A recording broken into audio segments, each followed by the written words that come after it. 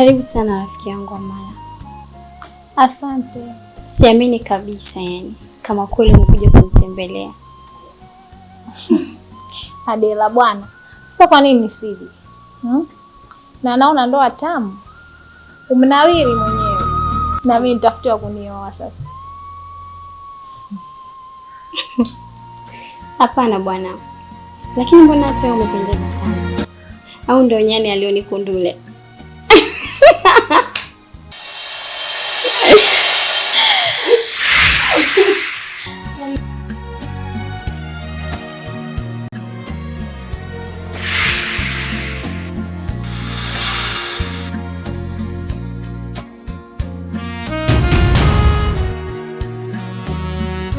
Mambo poa.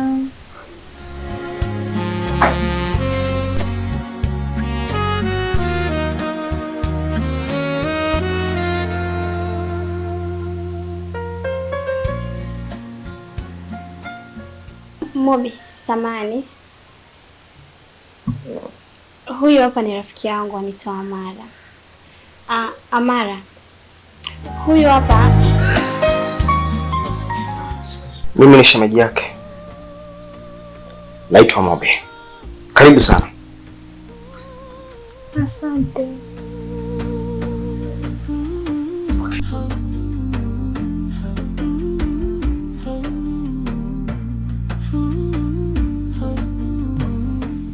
Amara.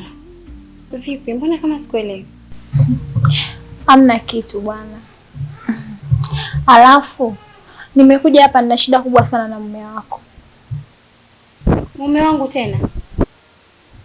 Usijali bwana shoga yangu. Nina issue naye ya umuhimu sana. Na hata hivyo tutakuwa wote hapa kwa kipindi kirefu tu.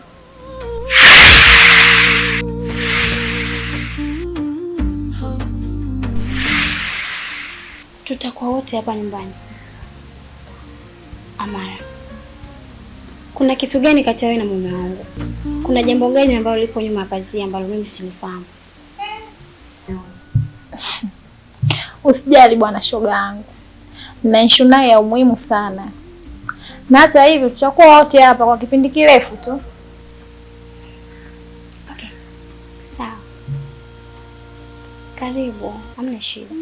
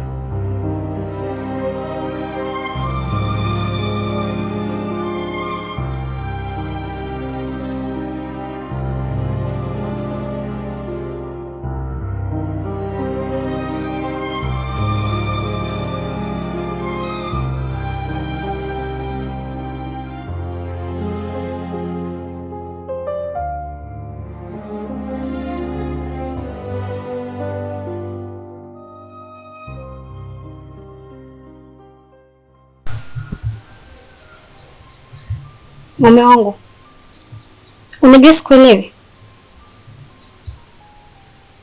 Amara yupo hapa nyumbani kufanya nini? Maana wakati anakuja aliniambia amekuja kunisalimia, lakini cha ajabu ananiambia una mpango naye. Na wewe unatoka huko unafika hapa uniambia kitu chochote, na umemwambia aende akachukua vitu vyake na aje akae hapa. Kwanza kabisa mke wangu, naomba unisamehe. Ni kweli Amara nipanga kaya hapa.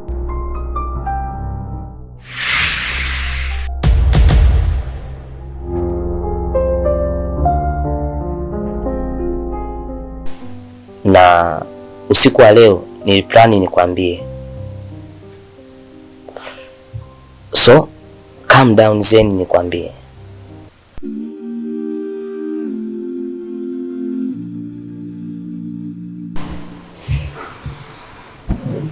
Haya, niambie. lengo la kumleta Amara hapa ni aingie ukaribu na Mobi, na kama itawezekana waingie kabisa kwenye mahusiano. Nahitaji akusahau kabisa ili ndoa yetu ingie kwenye amani. Mimi nahitaji akusahau kabisa mpenzi wangu, na pia aisahau kuhusu hii ndoa. Na ninachokifanya hapa ni kwamba yeye nitamlipa Amara, na yeye akisha mkubali basi nitawafungisha ndoa mimi. Eti nini? Hapana, hiyo haiwezekani. Na kwa nini haiwezekani? Una mpango gani na Mobi?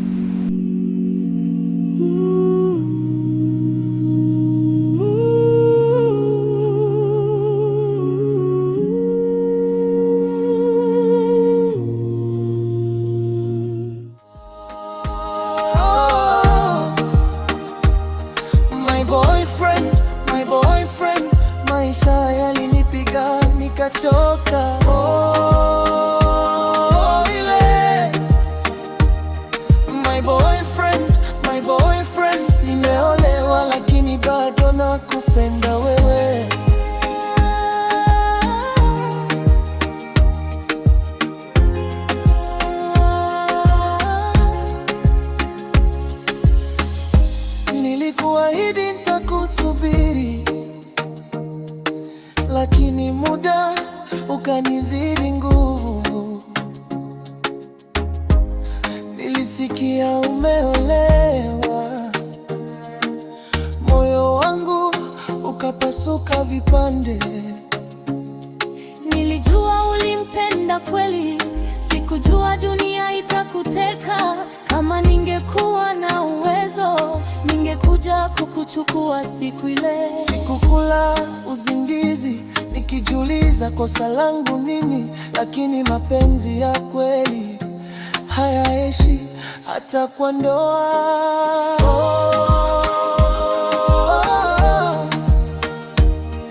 My boyfriend, my girlfriend, tulipendana bila masharti. Yeah. My boyfriend, my girlfriend.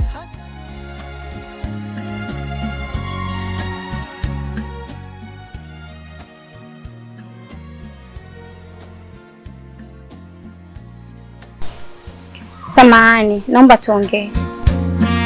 Sawa, hebu niambie. Amara, nipo kwenye nyakati ngumu sana, na hizi nyakati zitakuwa ngumu endapo kama utaendelea na mpango wako ambao umekuleta. Nitaumia sana.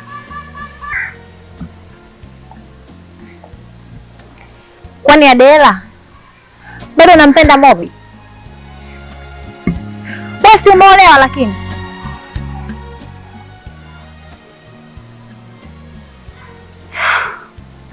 Amara, hajakosea aliyesema mapenzi ni sayansi pana, na upana wake na uona sasa.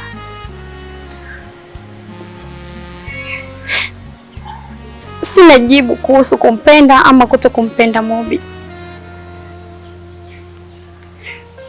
ila nakuomba sitisha huu mpango wenu. Nisaidie mimi kama rafiki yako Amara, lakini pia usimwambie mume wangu kama nimekwambia chochote. Pole sana rafiki yangu, najua unachomaanisha, ila pole tena, kwani huu mpango siwezi kuusitisha. Adela, tayari umeshaolewa, hebu tulia kwenye ndoa yako, sawa? Wenzako tunazitafuta hizo bahati, wewe unazichezea. Hapana Amara, sio kwamba naichezea, lakini natamani ungejua namna ambavyo mimi najisikia kwa sasa. Nakuomba please. Adela, mume wako anakupenda, ndio maana anafanya hivi ili ndoa yenu ibaki kwenye amani. Sasa usitake kumtesa mwanaume wa watu, ingali unajua moyo wako upo kwa Mobi. Kama kweli unampenda Mobi, dai talaka kwa mume wako, na kama unaitaka ndoa yako, tulia kwenye ndoa yako. Kama utaki mimi niwe na Mobi, omba talaka, ubaki na Mobi.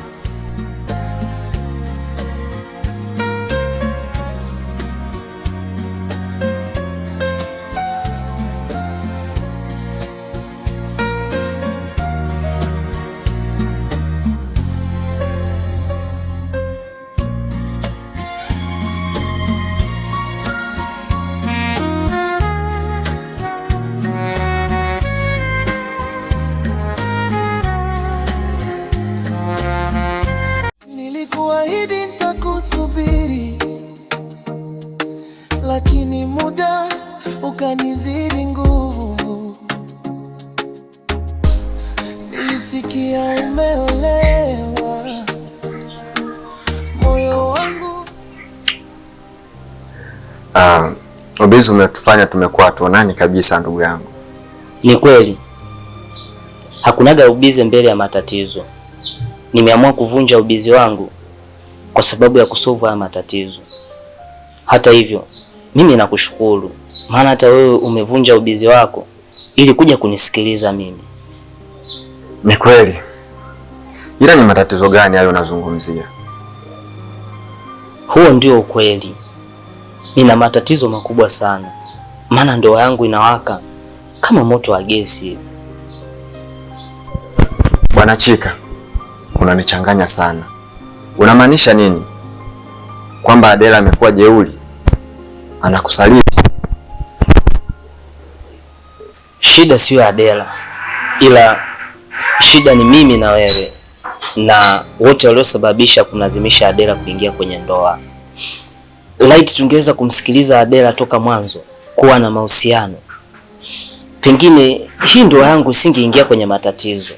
Unamaanisha nini? Yule boyfriend wake na Adela ambaye alikuwa akimzungumzia toka mwanzo, kumbe ni mdogo wangu mimi, anaitwa Mobi. Na sasa hivi amerudi kutoka chuo, tuko naye pale nyumbani. Tangia amefika alizungumzia kuwa Adela ni girlfriend wake, na kuhusu ndoa yangu yeye haitambui kabisa. Kwa hiyo sasa hivi mle ndani ni vita, na ninavyokuambia hivi, shida imekuja kuwa sio shida kwa mdogo wangu Mobi, maana nilimuita Uncle Gozi aje asuluhishe, na wakati anasuluhisha Mobi ilionekana kama ameelewa hivi, ila changamoto kubwa imebaki kwa Adela. Inaonyesha wazi anipendi mimi, anampenda Mobi. Hilo ndio tatizo kubwa hasa ambalo lipo kwenye ndoa yangu.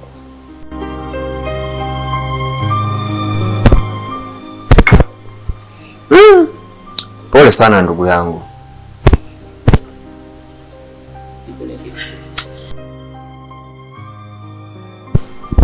Hiyo kweli ni changamoto. Sasa kwa nini ndogo wako asiondoke hapo nyumbani kwako? Maana msije mkajikuta Simba na Yanga mnacheza kwenye uwanja mmoja. Yaani unazungumzia kumuondoa Mobi pale nyumbani? Hiyo itakuwa ni ngumu sana, kwa sababu Mobi ametoka chuo, amekuja likizo, na ile nyumba sio ya kwangu. Kila mmoja ana uhuru nayo. Mimi mtalifikisha kwa mama yake Adela ili tuone tunalitatua vipi. Dawa ya tatizo ni kutatua na sio kuongeza tatizo.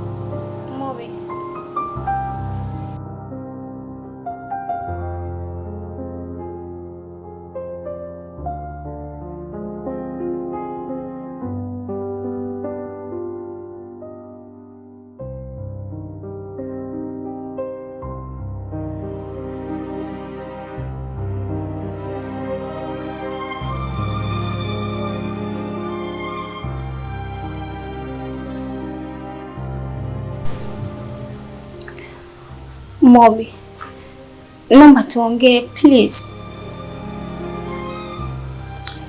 Adela, usijali.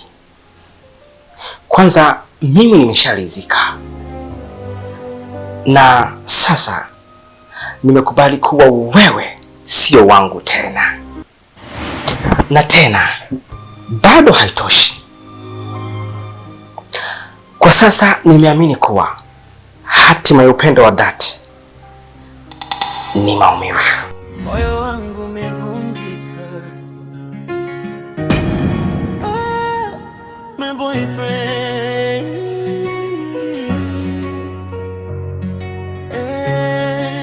Yani ya maumivu. My boyfriend.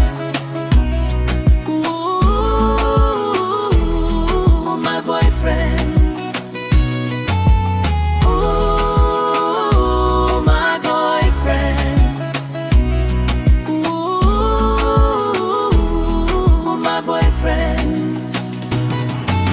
Nikaangalia nyuma kila hatua ya maisha yangu, jeraha la kiume nililitia mjini, sasa linarudi nyumbani, lakini giza limechukua furaha, moyo wangu ukiwa mchanga. Hii hadithi ya mapenzi haya hurumi.